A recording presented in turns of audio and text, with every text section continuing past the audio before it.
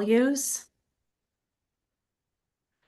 Collaboration is key, especially in a interesting dynamic market that we're all facing right now.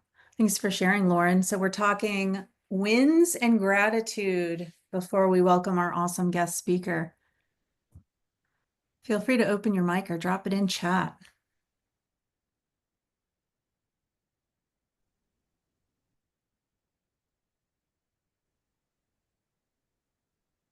Do we need to deliver coffee to everybody? I have some extra coffee. Please tell me you've had your coffee this morning. I see you, Mike Vane.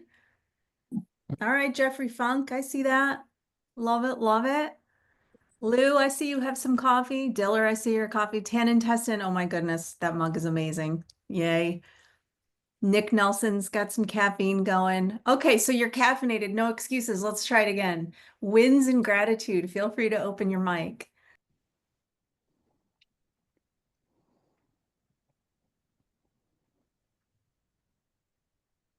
Hey, I have a win. I have a meeting tonight with I'm on the reload program through Revenos, I guess.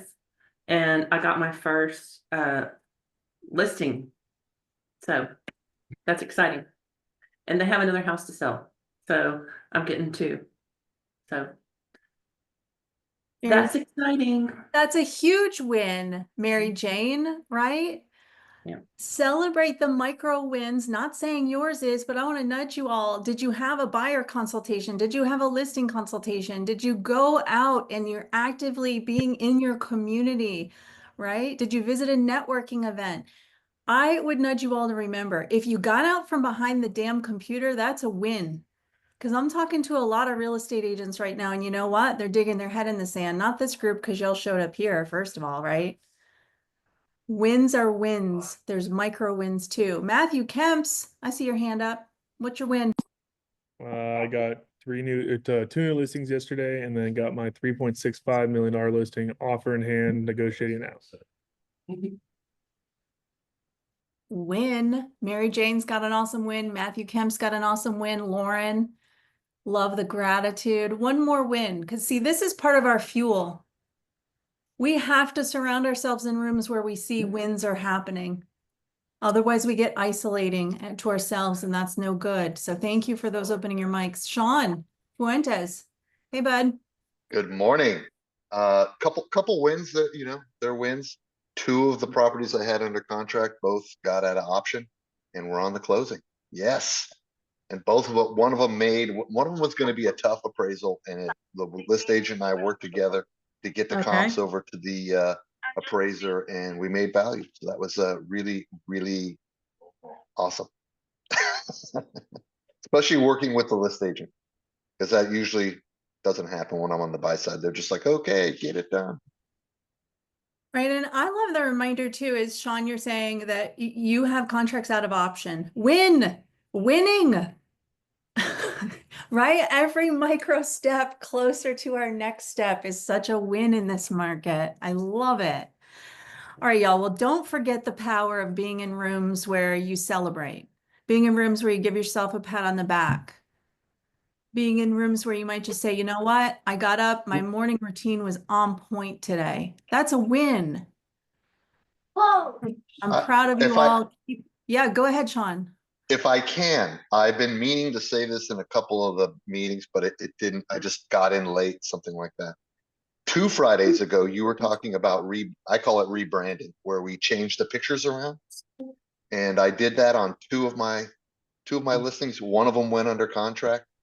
I'm not saying it's because of the listings, but because of the rebranding, the photos, but we weren't getting a lot of showings. I rearranged the photos. We got 3 showings, 1 offer, we're out of option. The other one, same thing. The seller did not tell me that he had rented the place out for F1. So I did this rebranding in vain. But we got from a kind of a stale listing to 5 people wanting to see the home. None of them, unfortunately, saw the home because I didn't know it was being rented.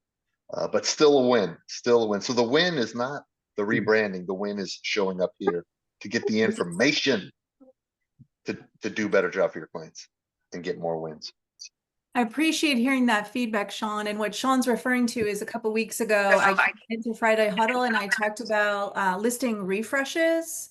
And a part of what the Fund Collection is doing here in Orlando with our weekly updates with sellers. As listing agents, we have to not just earn our job, we have to keep our job every single week.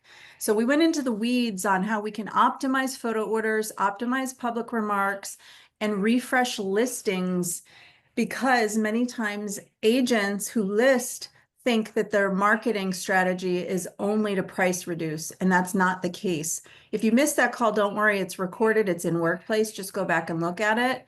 I love that. And that's a perfect segue to the awesomeness of showing up here and introducing our special guest today. I had the pleasure of meeting Diller Schwartz not too long ago. We were at a conference together in Dallas, and I got to sit next to Diller for a while and begin to get to know you. I will say I'm excited to continue to get to know you because we've all, as an EXP family, welcomed you to EXP most recently. Diller Schwartz is in the Austin market, and Diller's coming today to pour into all of us, share lots of nuggets. Get your coffee, get your pen, write down notes. Send Diller lots of love and lots of high fives and claps because she's going to spend the next 45 minutes pouring into us. So Diller Schwartz out of Austin. Hey there. Good to see you. Hello. Good morning. How are you? What's your win? You asked us. What's yours? Oh my goodness. Feeling renewed momentum and reminding myself that I didn't just get momentum alone. It's because of the agents we get to work with. Though when momentum happens, 10x it, lean in even more because powerful things happen in momentum. So thanks for asking, Diller. What's your win, Diller? Oh, I feel like I'm on a nice streak right now. So you know that I moved to EXP. I moved five agents and a virtual assistant, let's see, kind of throughout February. And then that was a pretty big rollout. And March was my highest transactional month ever in the history. For me personally, not my team. I do pretty much announce my stats as a solo agent, but obviously I took, 16 listings and pended 9. And that was all in the middle of trying to move a mega team from Keller Williams over to EXP, which I feel like my brain was just flashing like paperwork for 30 days. And so, yeah, along with just feeling good, having a lot of energy and in the right headspace to do what we need to do. Well, I'm following along on your journey on social media. So thank you for sharing. And thanks for coming to Friday Agent Huddle to pour into all of us. The floor is yours, friend. Awesome. Do I have the ability to share my screen? You should. Can you give it a try? All right. And so you guys are going to have to bear with me. It's been a while since I've done a Zoom call and used a presentation. So we're going to get through it though. All right. So Elizabeth asked me to talk about one of the topics I normally teach on. So I went ahead and just chose listings. And also listings for me, a big part of listings is really learning how to segment your data. So who on the call, if I could get a little show of hands or emojis in the chat box, however you guys want to do this, how would you rate your database right now? Like 1 to 5, can I go in there and clearly organize or clearly just click on some tags and filters and see who's in your database? What's there? Do you have your listings? Are your past client? Oh, let's see. Hold on. I'm getting some answers here. So 2, a 1. Oh, Renee, she's got a 4 there. Really organized and good with fellows. So let me ask you, could you put right now, how many listing leads do you have in the next 6 months that are in your database that have equity of 50,000 to 100,000?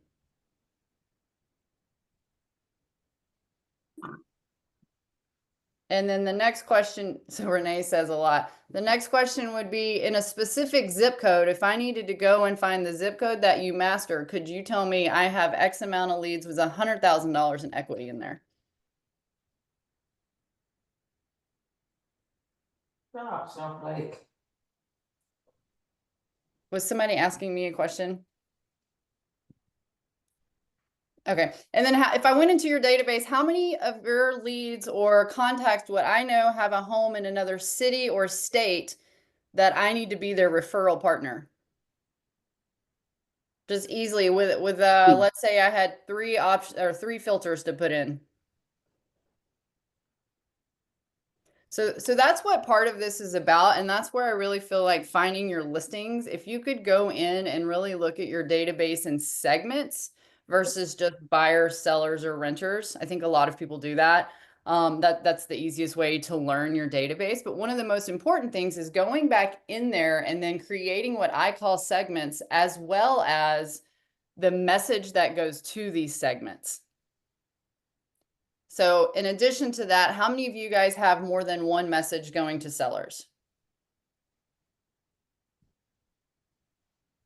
And then if anybody needs help, so I do have coaching available. You can scan, you can go follow me on Instagram. I don't know that up many. Renee, I'm going to get back to your question in just a second.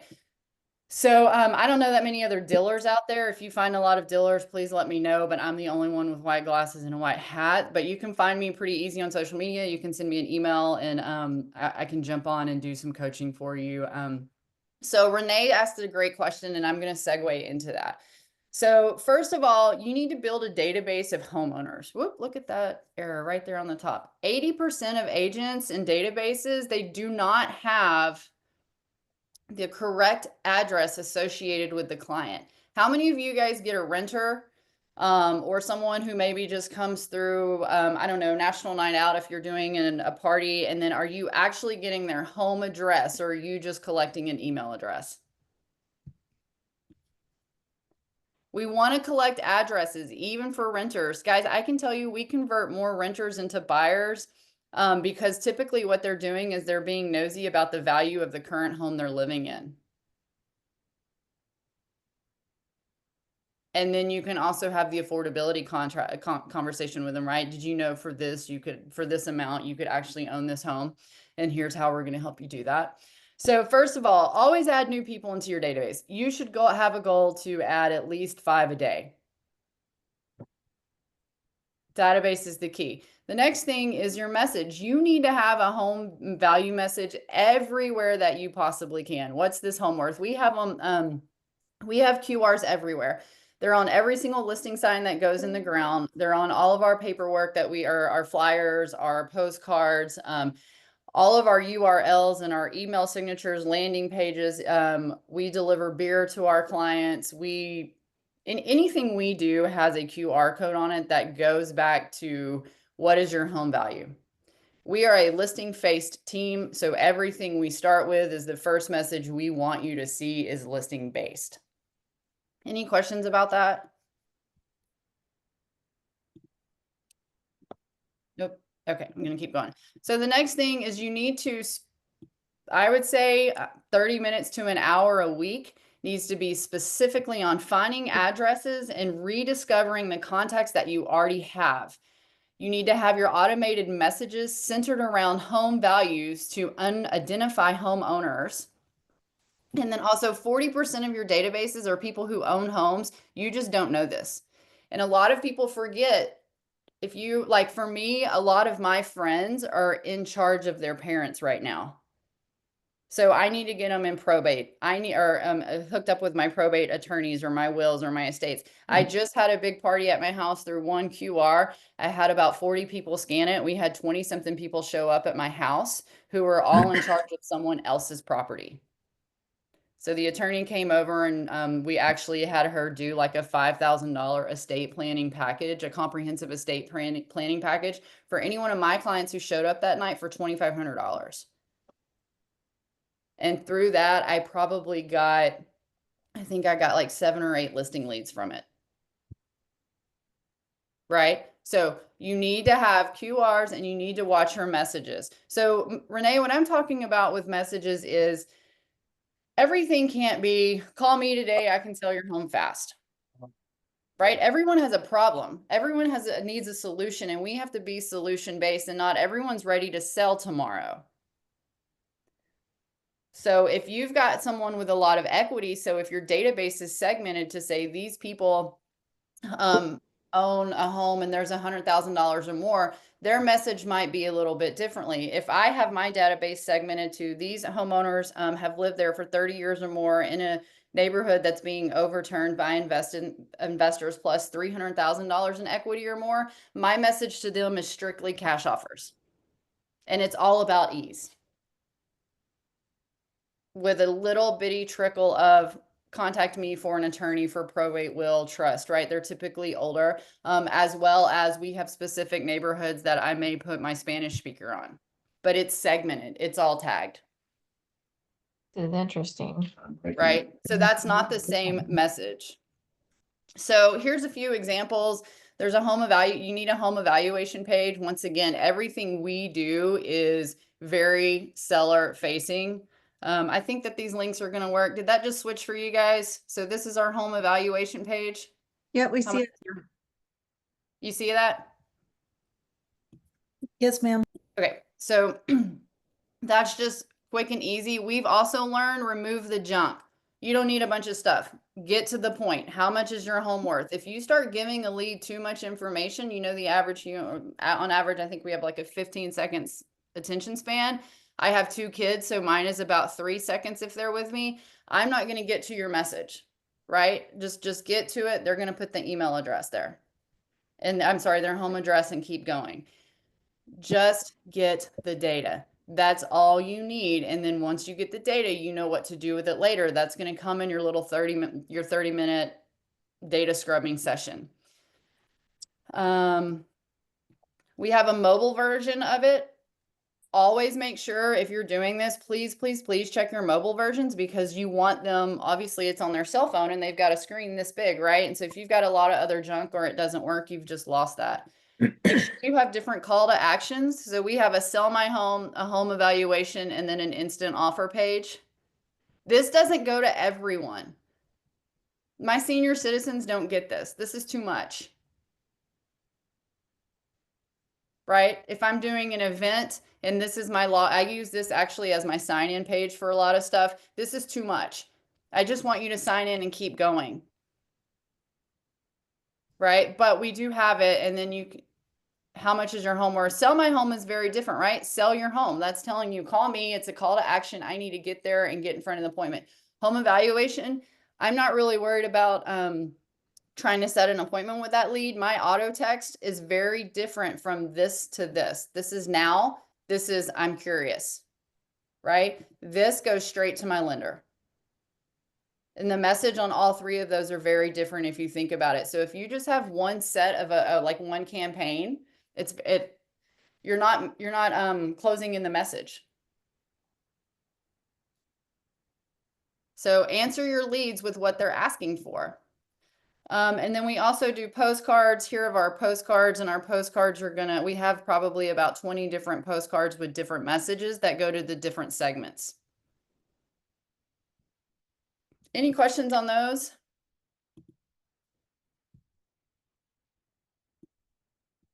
This is super smart sharing. Thank you for this. Good reminders too. Yeah, and people ask me, well, how do you have all this time to do all these messages? Do you jump over to AI, all of that? No, not really. I don't get lost in the weeds on it. The only thing you want to do is just think about it. It's just little bitty tweaks, right? If someone's asking you for a cash offer, they don't need the curb appeal email that we all have from some template that we downloaded. I don't know, I've not been in real estate for 20 years, but whatever. I started this in 2020. So if they're asking for a cash offer, if that's what you're offering, don't send them curb appeal. You probably also don't need to send them the 2025 Pantone colors of the year for those of you who like TikTok, Insta, and HGTV, right? That's not what they're asking for. Get to the point and say, when can I come over? And my lender's ready. Right? Or, hey, I'll actually reply back to a lot of them. Some of our auto texts just say, that's great. Can you send me a few pictures of your home? We need 1 to 2 of each room. And then just get them engaged. It's that hamster wheel that we want to get listings caught in. And then if someone just wants a home evaluation, you want to come from curiosity. What what has you interested in the value of your home? What can I help you with? What is this for? Is it for a tax? Right now, really big is taxes, right? So come from curiosity on that, and then sell my home now. That's where we go automatically. Our scripts and our text are all straight to appointments. Hey, we received your inquiry. We do listing appointments on this day and this day. This is our first availability. Are you ready? They can set the appointment that way, and then I can call to do a follow-up and scrub them a little bit more. But the very first thing I want to do is engage them. Matt, do you have a question? Is that your hand up? I have a question. Yeah, I didn't want to interrupt you. Just a It's quick okay. question. Interrupt all you want. Cool. For your CTAs, which one do you think you're getting the most traction on, and what data point do you find the most valuable? So we actually get traction on all of them because it's so segmented, right? So like Mhm. in one of the zip codes I work very like heavily on, it's better for cash offers. And so I get a lot of clicks on it. They're just harder because the demographic is older. And Okay. it just requires, typically it's a conversation with them, and I learn not to get excited because they're just like, sure, give me cash. And then when you actually start to talk to them, you know, they're older, they're a little bit more set in their ways. They're pretty upset with the cash offer value. And then typically they're going to have a kid jump on the phone and yell at me for a second. And so you've got to work through that. I would say in general though, just the more that we've just put the general like home evaluation on everything, I personally am shocked. I would say we get about 20 to 30 a week, just general inquiries.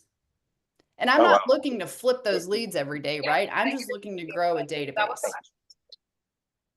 Does that Cool. answer Thanks, your Dylan. question, Matt? Yeah, that makes sense because I've been just trying to make some changes to my website and also my Google business page. And I was just trying to find the right combination of what's going to get that click rate higher and create that curiosity. Because once I get them on the phone, it's a lot easier, but it's getting over that first hurdle. So that's why I wanted to pick your brain on that. Yeah, so create, if you're going to the general public, which would be Google, right? That's one to many.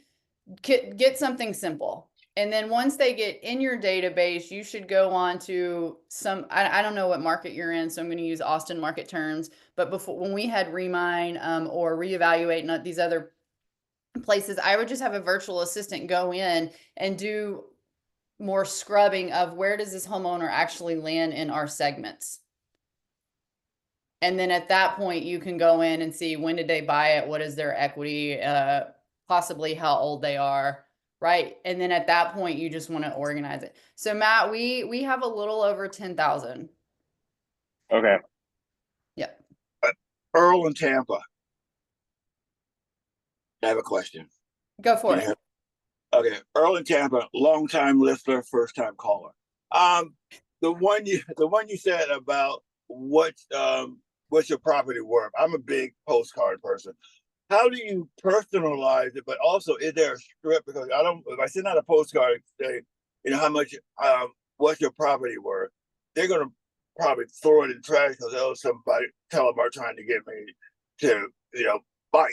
So is it a strip that you do to get them, you know, to call back, or are you also throwing some personal? Because it's in my neighborhood, so I'm using my neighborhood for one thing. But what is there verbiage that you use to your postcards on how much is your property worth? So I think I understand your question. Feel free to jump in and tell me if I'm not answering it. I think you asked a few questions, so I'm gonna break it out to what I think you're asking. So first of all, if you're going to your neighborhood direct, I would look at how big is your neighborhood. And the next thing I would do is I'm just going to use the number 100. I like simple math. So let's say I already know 20 people in my neighborhood. I'm not Right. spending money on them. They're not getting a postcard. I am cheap. What they're going to get is I'm going to, you know, door knock or make sure I'm just giving them small gifts here and there. I'm going to follow them on social media, and I'm going to take it off social media and make it personal. So if Renee's my neighbor, I don't need to give her a postcard. We know each other. However, if she's got a birthday or a kid graduating or anything like that, I'm going to make it personal. I also love to do really funny stuff. If I see her mowing her yard, I'm probably going to drop off lawnmower beer, something like that. Now, then there's going to be a group of let's say there's 50 of these people that you don't know. I'm gonna try Right. to go in the back end and figure out, are they older? Is a postcard gonna work to where you actually are gonna send them something that they can scan? Or do I door knock and drop something off? Right? So that's where I'm saying you have to segment it. And this is also where you don't wanna just put 20,000 people in a database and then have to work backwards. So if you have a small farm, go in and segment it. And then I'm going to remove anyone who just purchased in the last 18 months. I'm just going to tag them purchased at this point, and they're going to be in a different segment because they're not really the low hanging fruit that I want. They may Okay, but get after more I've done all of that, what is the verbiage I use to hook them in? It's going to be for me based on what they came in off of, right? So if Renee does actually at some point mention that she wants to move, I'm going to be really upset. I'm going to come from just curiosity. Why are you leaving? What's going on? How can I offer you my real estate services? What is your plan? I'm just going to come from contribution. Now, if it's someone I don't know and they scan, I'm probably going to go straight for my appointment, which is I don't have listing conversations over the phone. Right. I need to be in your house. I don't drive cars before I test drive them. So you make you get them in, you make an appointment to actually see their house, so it's not really done over the phone. Where you say, oh yeah, you live at 271 North Street, and I do a CMA, but you would suggest that I try to get in front of them with the CMA instead of. Yeah, I don't give anyone an evaluation or like anything specific over the phone. I don't know you. It's not worth my time. I know the value of an hour, that I know how much I cost in an hour. I also know how long it's going to take me to do a CMA. I also know tax records aren't always correct. And I also know what you think is nice and what I think is nice is probably not the same. So I want to get in your house. And that's also my, my process. You don't call most doctors, you're not going to call and get an evaluation on the phone. I know that I personally probably make more money than my doctor and my attorney through selling real estate. So I'm going to treat my business that way. Gotcha. Right. And if they don't want to meet with me, that's fine. I'm probably not going to be a great match for them. I'm not a great match for a lot of people. And most of you on this call are either going to like me or not. And that's how my clients are. Well, and the thing is, these days with the economy and everything, people are going, okay, what? And I live in a part of Tampa it's called Old Seminole Heights. So they're like old bungalows, but people have gone in and upgraded them and done nice things. So they may have bought the bungalow for $5,800, $58,000 10 years ago. Now it's probably worth $400. But then you got to try to figure out if they didn't do any upgrades. Okay, you got all your original stuff. So I'm just trying to figure out, like I said, I like what's the value of your home because it's an old neighborhood. I just need to figure out what will be my hook instead of throwing my postcard in the trash and everything else, actually reading it and looking at my QR. You can't figure out your hook until you figure out who you're presenting to. So you need to go in and scrub that data and really understand the equity, the demographic, the ages, and how many sellers do you actually have. I think a lot of people get into neighborhoods and want to be the neighborhood expert, and there's not really a lot of turnover yet, or you could have an older demographic that they aren't going to sell, and this economy is not right for them. So then you're spending all of this time, energy, and effort, and it's not you, it's actually who you're trying to market to. Okay. Right. So you may need to reevaluate that. I'm not a neighborhood expert of any neighborhood because of this. When I stepped into real estate, I was always told, don't pigeonhole yourself. And I'm so thankful for that information. I just understand Central Texas real estate, and I hire out everything I don't understand, which is a lot. So, yeah, I've never been like one pigeonholed. I live next to the neighborhood expert. She can tell you every single thing about our neighborhood. She's also the one who brought me to EXP. So she can have and I understand, because I'm not pigeonholing myself. I do all other things, but also there's a demographic in the neighborhood that I live in that's very much it's a mix of old and new. Starter family as well as people that's been there for 30 years. So I've gone through, oh my God, and I've seen, like you said, I've seen the ones that maybe had bought their house 20 years ago or just bought their house 12 months ago. And like I said, I alleviate those, but actually the one that I want, I didn't know, we all sometimes we say we're all based on scripts, and I'm like, okay, you know, my Right, and script was told.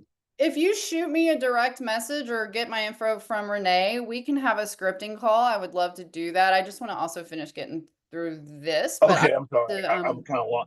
You know, I'm kind of long-winded sometimes. it's all right. I've got all the time for you in a personal one-on-one call. So let's do Okay, that. thank you.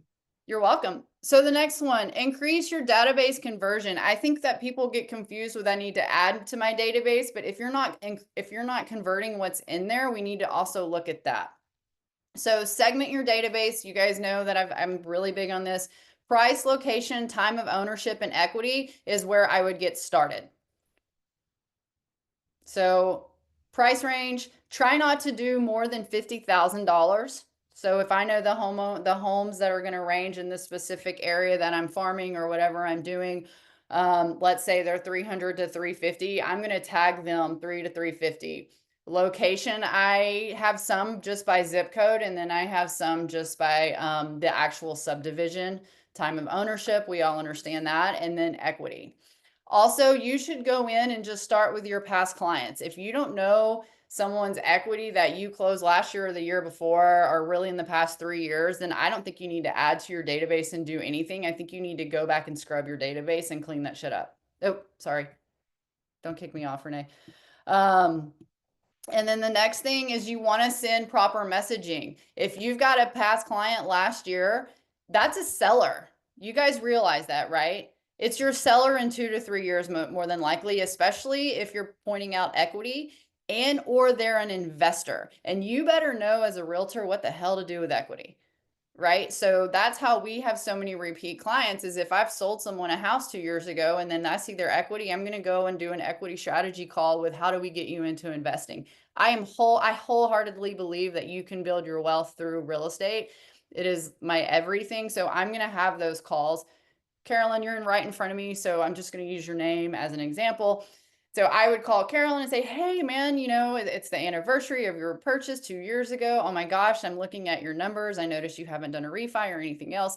You know, you've got like $150,000 equity in your home. Do you know what are you going to do with that? And I'm just going to be so excited. And you guys, for me to sound this excited, it is work. I am not this excited to talk to people in general. So like I have to rev up myself. I'm going to call and she's going to be like, what's equity? Right? Most people don't know. And then I'm going to say, oh my gosh, there's this area of town right now that my investors are hitting home runs and you're the first person I thought of. I'm going to send you this list of homes that actually you can invest in. And you know, I love investing. And I want to show you what we're doing over here and how we're getting renters and then how we can work on building your wealth. Right. And so I'm going to have 30 calls probably because we have so many past clients and I can call based on these equity calls. They may also say, oh my gosh, and then tell you something in their life that we also have to help solve those problems, right? Somebody's sick or maybe there's a divorce or maybe they're pregnant, whatever, right? Well, great. Here, as your wealth builder and your wealth multiplier, here's what I'm going to help you do. So your messaging needs to switch from these silly, hey, write me a review. You bought a home from me 2 years ago. And by the way, here's some curb appeal and it's March or spring cleaning, right? All those lame emails. Check your messaging. You need to future pace your clients once they close for the deal that you want them to do next. Right? So go toss all those, clean your gutters, March Madness, whatever calendar you're sending them. And is your messaging for the future to create a client forever?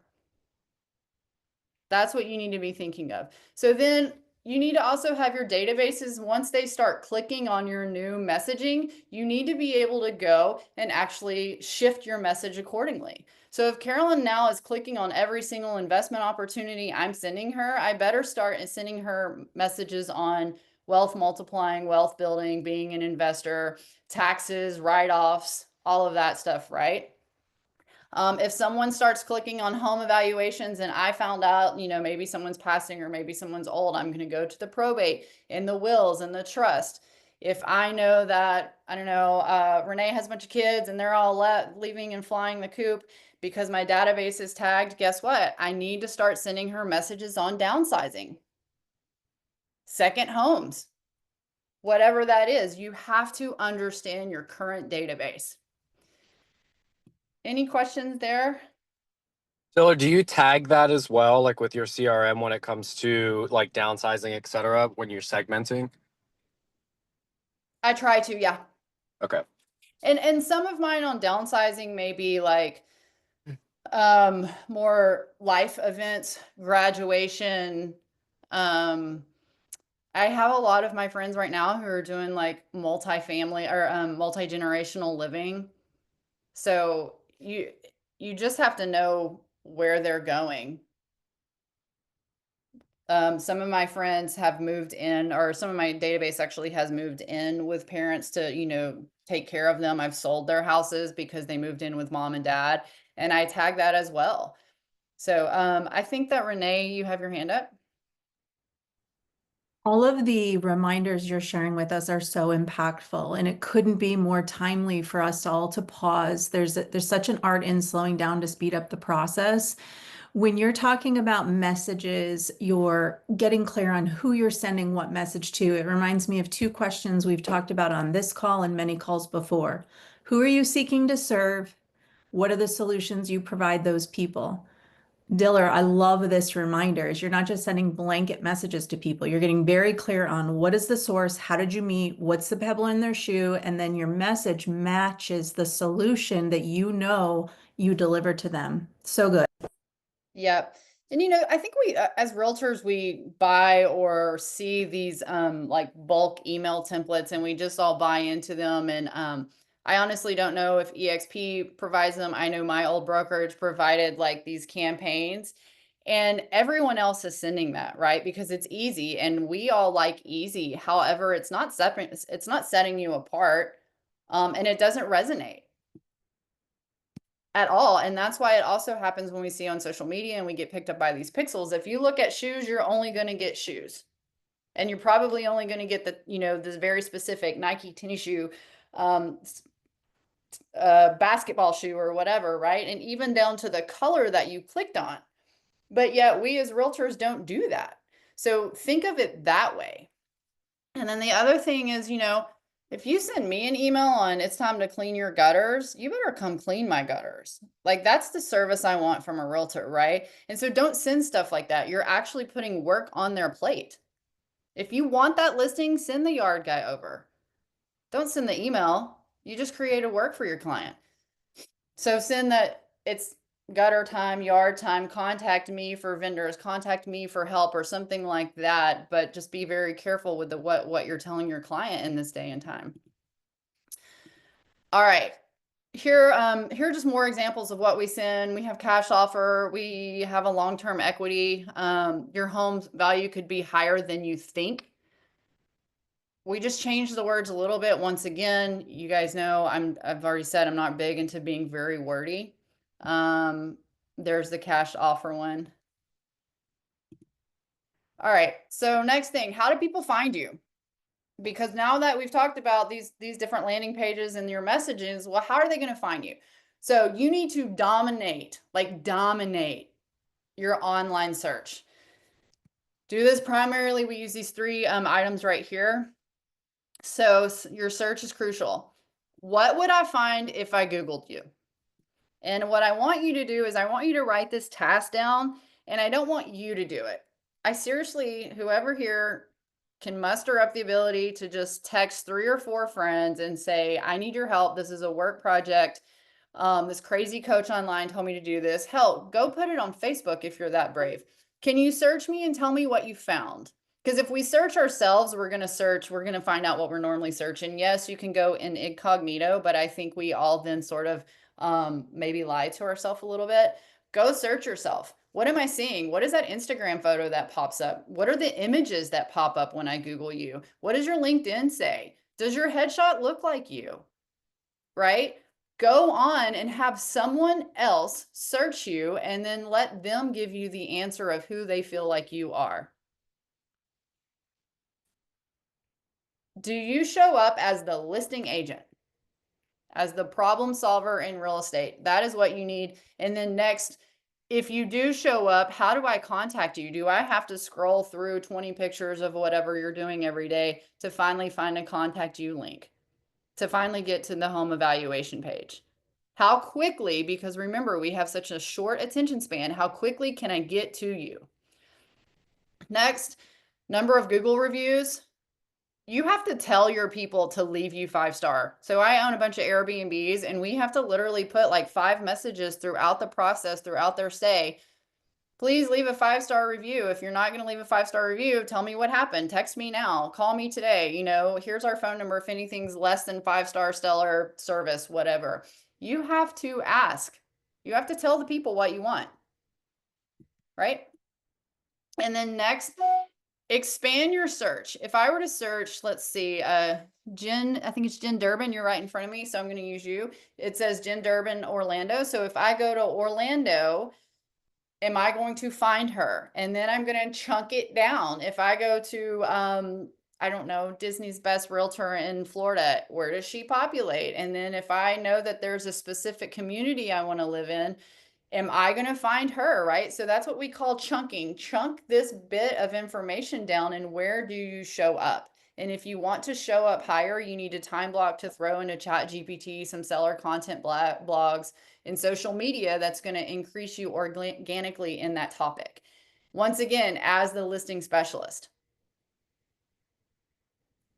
So I know Orlando's got some like 55 plus communities. So if I went in and I said 55 plus Orlando, and then maybe the school district, you want to chunk it down and see how much do you, or how much, how often do you populate in those very specific categories? And then if you're not a guru of all things online, that's totally cool. Hire it out and go hop on the phone. If you're not good at it, don't do it. Hire out your weaknesses. Find a guru, find a college kid who understands this, pay them, and get you up there. It'll be worth it. Also, you need a YouTube channel. Just try to throw, most of us are walking around videotaping what we're doing, right, in listings anyways. Just throw them on YouTube to just at least hold a space. People are going to watch videos. YouTube is one of the #1 search channels. So we have a very simple YouTube channel. It's just my mugshot. It's just the Diller Group. If you look off everything's just Diller, Diller, Diller. And then I interview some agents, and I've got literally just 2 pictures that I put on almost everything. It's very, very, very simple. And then our website has blogs that are created from AI. Anybody, any questions there? All I'm trying to do is fill the space when someone Googles me. Make sure you have a Facebook business page. Make sure Instagram and I'm not that big. I do have TikTok. I don't think everyone needs to be on TikTok. It can be very cloudy. I just think at bare minimum, you at least need placeholders here, and they need to have listing content. And once you create that seller landing page, you can just reuse that over and over and over and over. But if you're not filling up the space, people aren't finding you. And think of it like the hamster wheel, right? Once a lead clicks on you somewhere, you don't want them to be able to get out.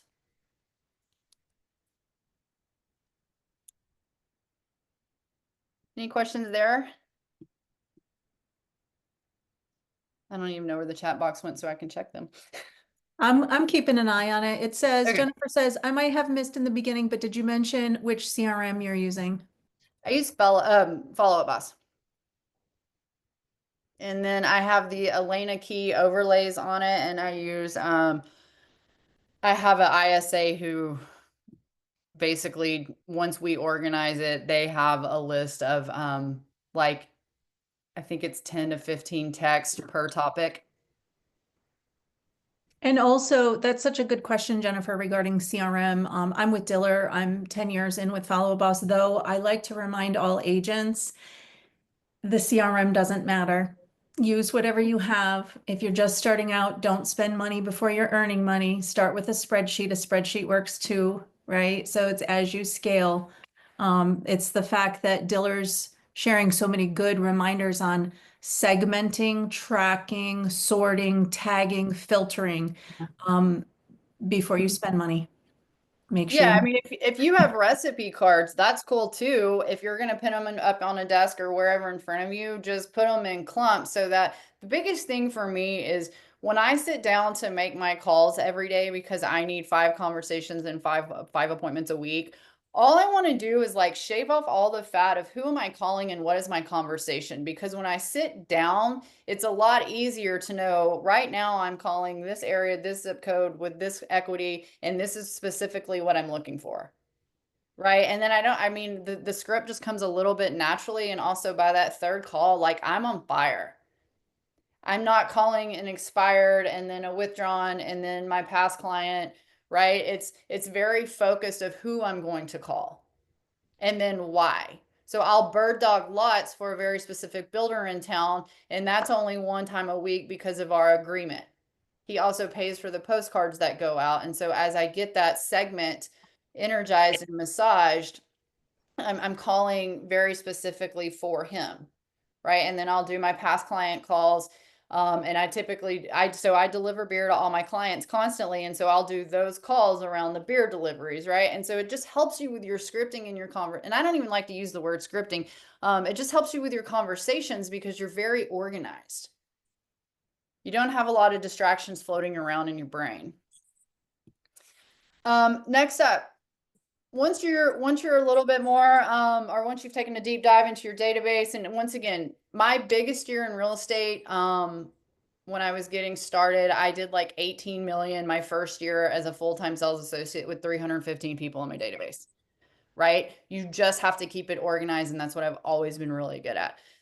So have an influential seller-facing website, have a MOFR, get a cash offer, get your home value. They want something. Do not dilute the message. The next thing, every time you have a seller success, you need to scream and yell and talk about that story, not about yourself. No one cares that I can get a home sold in whatever days and whatever time and whatever. The story is going to get you the next client because it's going to build rapport and it's going to make them want to call you. Man, I feel that way. Oh my gosh, I'm in that same situation. My family needs to downsize. I want to live closer to my grandkids, right? You go instantly to that rapport and then you're closing the gap. So market to the source of your success stories. And just remove some of the I out of it. I think as realtors, we get in a lot of these like sales modes and no one cares.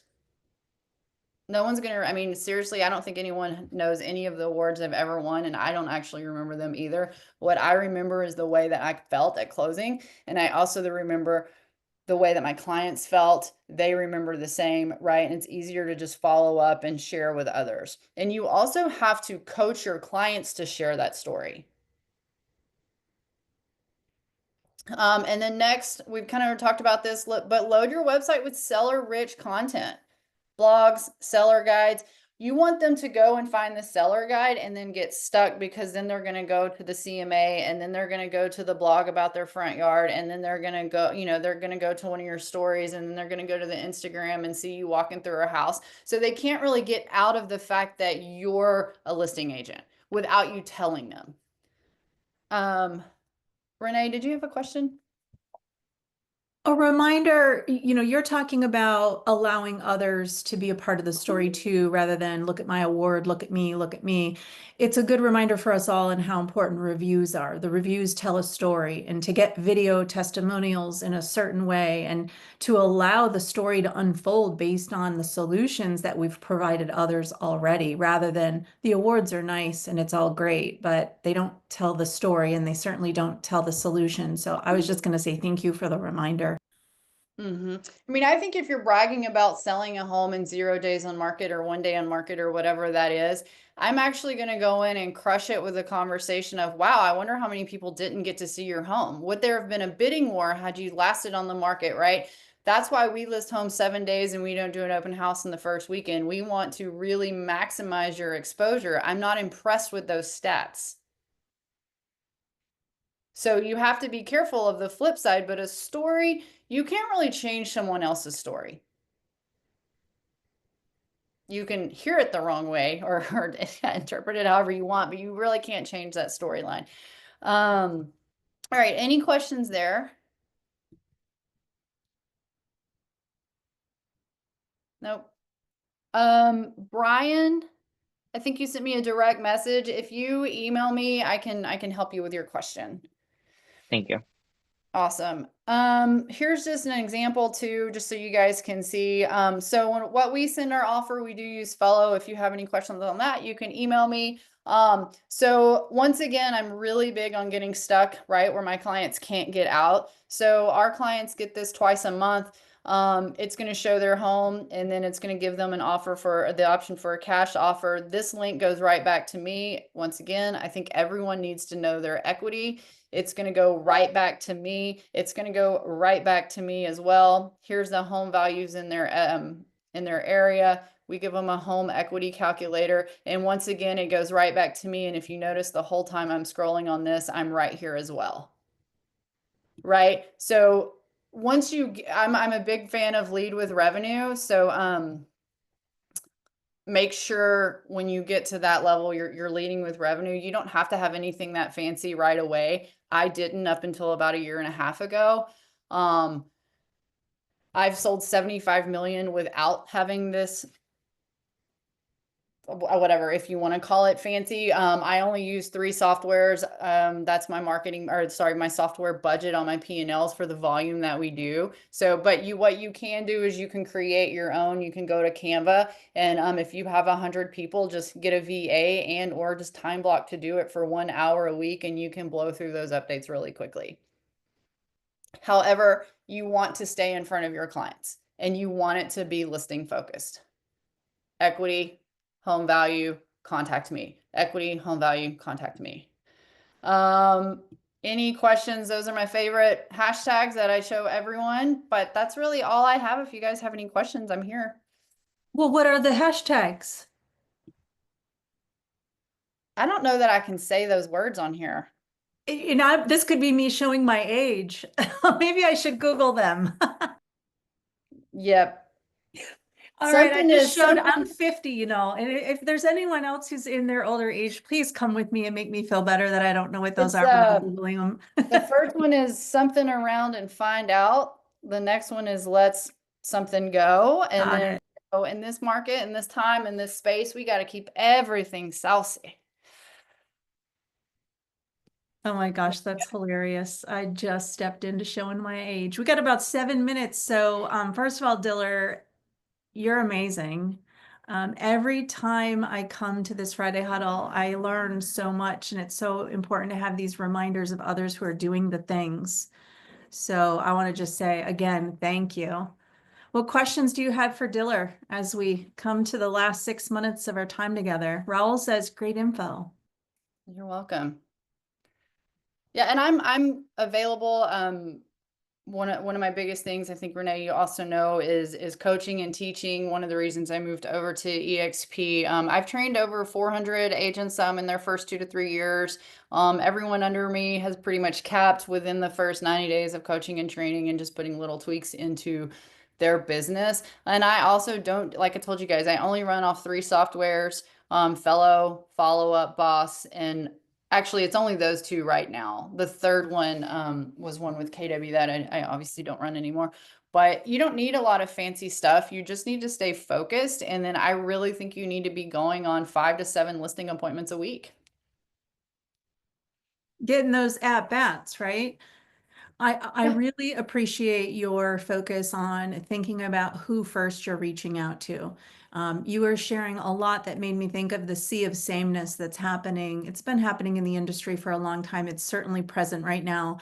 Just because everybody else is doing something doesn't make it right, doesn't make it effective, and doesn't certainly mean that that's your authentic self coming out. So if you see other agents that are blanketing with messaging on a postcard that says the same thing, do we want to be the same or do we want to stand out? Right. And so And I think that people hire you and want to get, or not even hire you yet, but will talk to you when you can close the gap and build rapport, right? And when you can find some sort of likeness. I'm not here to get everyone's listings. I mean, I've lost I think I have to actually work harder to like lose listings because people want to work with me. And then it's like, yeah, but like, I'm not actually feeling it. Like I mean, there's probably an agent who actually is better for you. I have a client down the road for me that I literally over 6 months told twice to hire another agent. Well, that's interesting, Diller, that you bring that up. I work together with my husband, Jeffrey Funk, here in Orlando, and we literally had this reminder conversation last night, especially in what most of us have is our current market condition right now. Every listing agent should go into the listing consultation. So you knock on the door, you walk in the room, right? You go, likely you're going to sit down at the kitchen table. The disposition of the listing agent should be this. Am I choosing to acquire this listing?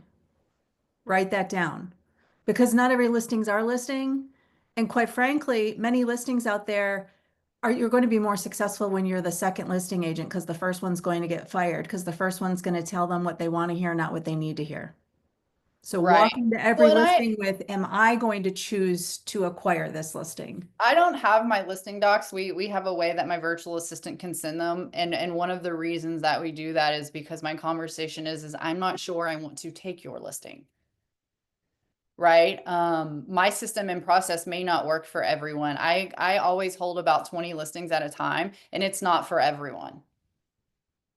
And so I purposely do that because I also I don't know that I want to have you as my client for the next 45 to 60 days, right? Like like I said, guys, I'm fully aware I'm not everyone's cup of tea. And so that may not work for us. Now, I may have someone on my team, or I may have a referral. In 2024, I referred out 61 deals.